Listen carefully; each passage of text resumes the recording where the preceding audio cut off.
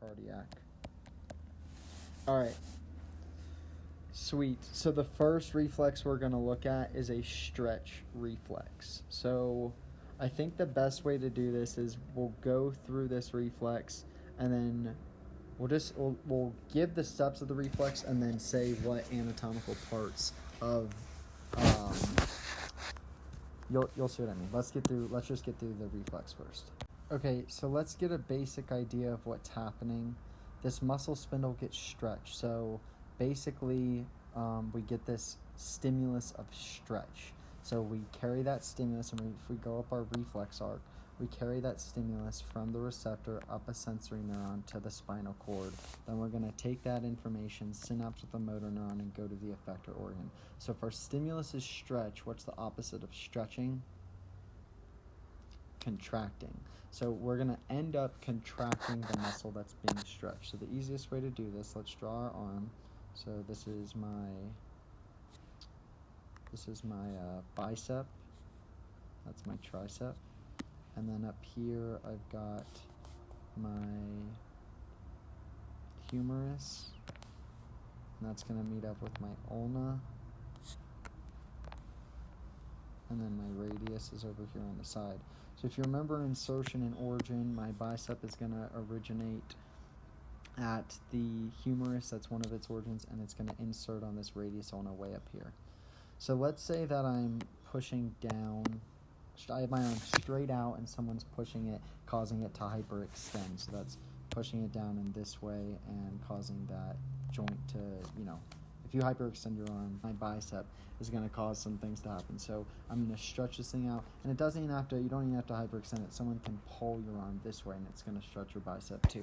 So the whole point is this bicep doesn't, let's just say when it's in its normal position, it doesn't want to get longer than this. If it gets longer and stretches too much, then we're going to tear the muscle. So to prevent it from tearing, once it starts getting stretched, we have this reflex to cause it to contract. So if you flex your bicep, go ahead and flex your bicep. Now go ahead and extend your arm, and you should be able to feel your tricep contracting whenever you put your arm into extension. So when your arm is getting stretched out and your bicep is stretching, your tricep is contracting. So while this is being stretched, while your bicep stretches, your tricep contracts. So he doesn't have it in the notes here, but we have this stretching of our bicep, and this stretch reflex is going to cause contraction of the bicep.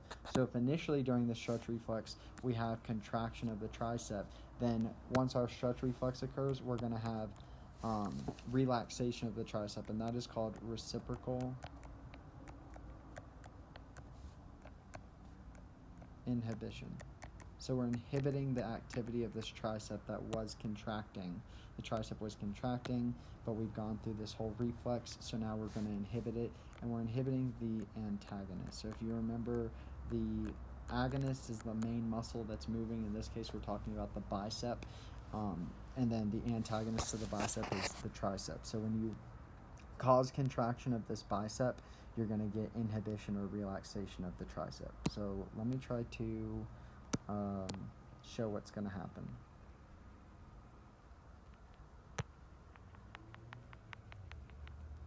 Alright, so what's going to end up happening is we're going to have a humerus still. And here's the end of it. And then our ulna. And then the radius on the side of that. So now our bicep is here and it's contracted. So what does contracting mean? We've shortened these filaments and we've also thickened them. So shortening and thickening of the filaments, and if we've done that, then we need to extend this tricep.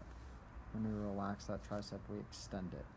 So we're getting reciprocal inhibition of our tricep as we get this contraction during this reflex of our bicep. So let's keep going through it. We'll get into these extra words like muscle, spindle, extrafusal fiber, all those things. We'll get to those in a second. Let's just go with the basic idea of a reflex arc. We have a receptor that's going to detect a stimulus. In this case, our stimulus is stretch. So we're going to stretch. in order to stop stretching, what do we need to do? What's the opposite of stretching? Contraction. So a reflex is going to negate whatever, or it's going to reverse whatever the stimulation is. So if our stimulation is stretch, we don't want to stretch, so we're going to contract. So our receptor detects the stretch. It's going to send that information about stretch up a sensory neuron. We'll take that to the integration center, which is the spinal cord, synapse with the motor neuron, go to the effector organ, and cause contraction. So stretch reflex. Muscle spindle, instead we'll just say receptor. Receptor stretch, sends that message from a sensory neuron up to that integration center of the spinal cord. Our sensory neuron is going to synapse with a motor neuron. That motor neuron is going to carry that message to this extrafusal fiber. In this case, we can just call that an effector organ. I'm trying to use these same words that are in this reflex arc, and then we're just going to add some different words for different reflexes. So we have a receptor stretch, a sensory neuron carrying this message to the spinal cord, sensory neuron synapsing with a motor neuron. So notice there's no interneurons involved with that. And then this motor neuron is going to go to our effector organ, which is our muscle, and it's going to cause contraction. So as our bicep starts to contract to relieve this stretch, we also have to relax and extend that tricep. That's that reciprocal inhibition. So a couple things to note. Let's clean this up a little bit. Since the sensory neuron synapsed with the motor neuron, it doesn't involve a interneuron. This is called monosynaptic.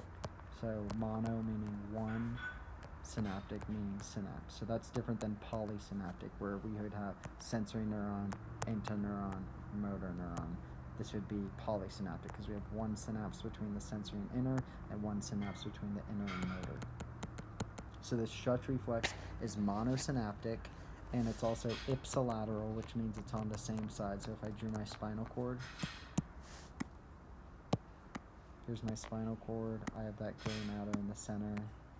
I have this dorsal root ganglion in the back. This is all stuff we've seen a lot at this point. And then we have this motor output through the ventral roots, and then we have that fusion of the spinal nerve. So in this case, I'm going to have sensory information coming up. I have these sensory cell bodies in my dorsal root ganglion, and those are going to synapse directly with a motor neuron right here. So that's monosynaptic. We'll see polysynaptic in just a second. Alright, so that's our stretch reflex. If it's on the same side, it doesn't cross over like that. That means if there's no crossing over, we have no decussation, because that decussate means to cross over. So we have no decussation on this. Okay. We need to beat this thing like a dead horse to get it into your brain, so I'm going to keep going. Stretch reflex. Go ahead and stretch out your arm as far as it can. And now go ahead and flex your bicep. So that's the action that's occurring, except this is occurring because of overstretch, too strong of a stretch stimulus. So we're stretching out that bicep. Okay, we're sending information up to our spinal cord that we've stretched too much, and then that's going to synapse with the motor neuron, causing flexion of the bicep. All right. Let's give some names to this muscle spindle anatomy, since we have this word muscle spindle here. I'll draw some pictures first. Alright, so I know this might look confusing, but if you pull up slide 21, you'll be able to see it. And if you just type in muscle spindle anatomy, you should be able to get something pretty similar. So I'm going to stick with the colors that I use to explain these things. The first thing that we have is an intrafusal fiber. So intrafusal fibers are non-contractile except at the ends, which means that they only have striations at the ends. So these are striated at ends, and these are non-contractile where there's no striations. So those are our intrafusal fibers. Muscle fibers that we're used to are these extrafusal fibers. So we just send a message to a motor neuron, and these contract using those sarcomeres that we talked about. Type 1A fibers.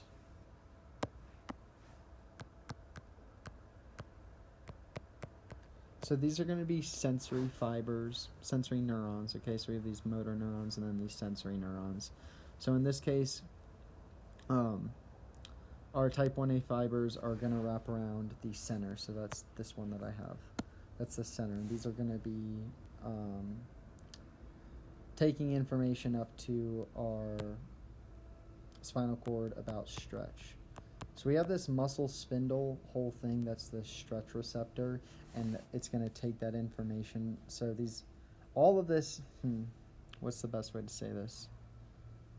The muscle spindle is the stretch receptor, but it needs to carry that stretch information up a neuron. So the type 1A fibers and type 2A fibers are going to be these sensory neurons carrying information about stretch, but the receptor itself we're calling a muscle spindle.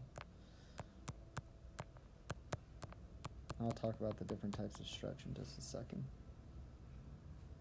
But if you can see, these type 1A, these are going to be in the middle, wrap around the middle, and then those type 2A are around the ends of those those intrafusal fibers. Okay, and then we need some motor fibers. So we have gamma efferent fibers. Let's just do that in here.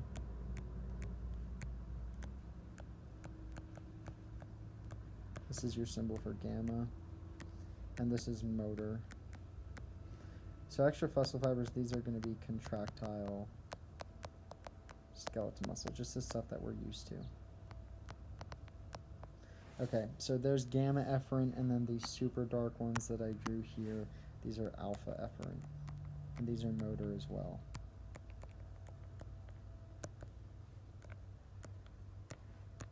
So let's go back and see what we have, okay? Let's look at our reflex arc and see if we can attach some names.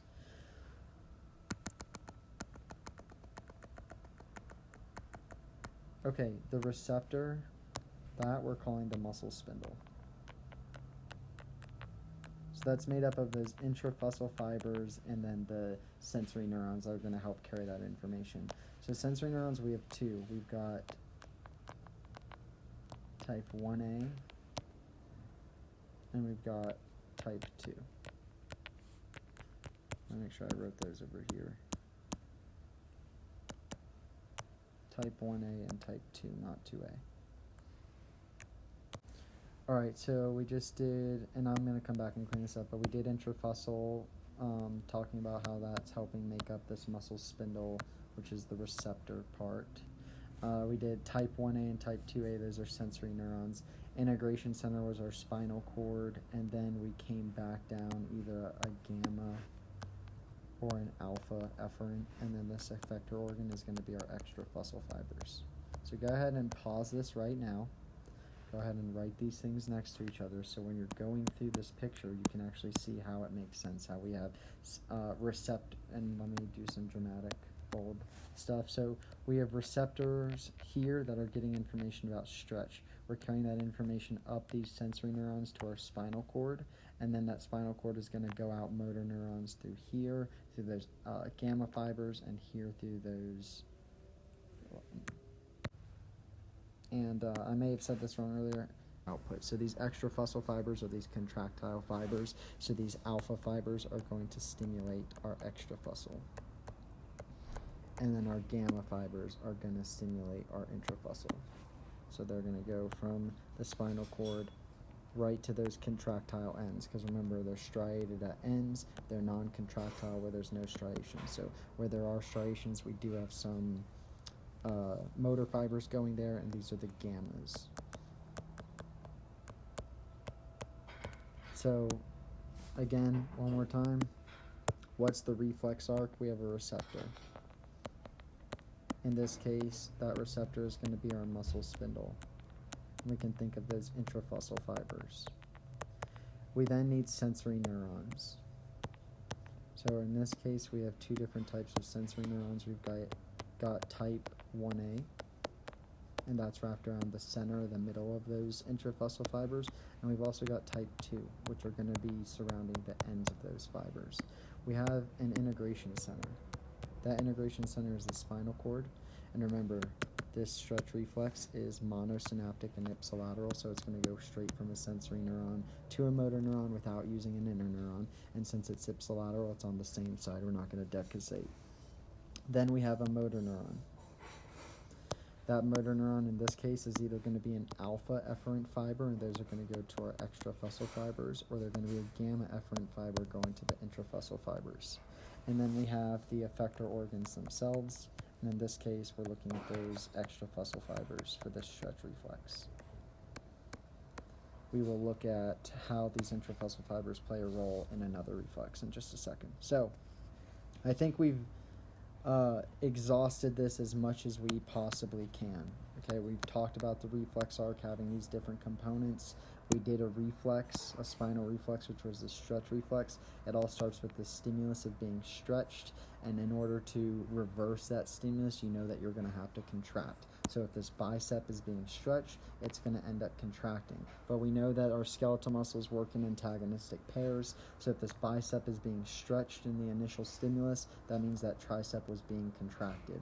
So to reverse this contraction of the triceps, we have to relax it. That is called reciprocal inhibition. We then looked a little bit more into these components of the reflex arc using specific terms for this muscle spindle apparatus.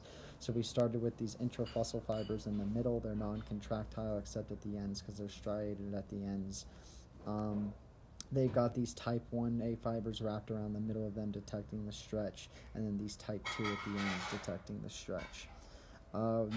We're sending that sensory information up to the integration center and then synapsing monosynaptically with a motor neuron, and those are both gamma motor neurons going to the intrafusals, and then the alpha efferent going to the extrafusals. And those alpha efferent motor neurons are going to be carrying signals to these extrafusal fibers, causing contraction of those extrafusal fibers, which is going to eliminate this stretching thing that's going on. All right, let me just take one more look at the material just to make sure that I've covered all my bases. In this case, don't forget the agonist is the bicep and the antagonist was the tricep in our example. All right, so accompanying this, I'm going to do